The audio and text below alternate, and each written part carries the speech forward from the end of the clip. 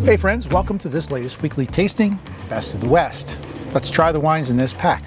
This is the Lachini Vineyards 2013 Pinot Noir, and this comes from the Chehalem Mountains region. Pinot Noir always looks so light and elegant in the glass, but the additional thing here is that it's 8 years old, so it's starting to show some signs of age too. It's going from that fresh, bright red color now to a more garnet and almost orange color. To think of this wine in human terms, it's been around the block a couple times now.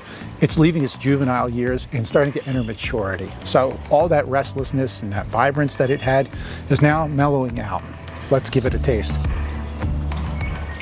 And this wine is definitely starting to get up there in the years. There's some dried cranberry in there, some thyme and sage, and a beautiful licorice element. There's a real warm sensation to this wine that makes me feel like I'm almost drinking port while sitting in a soft leather chair.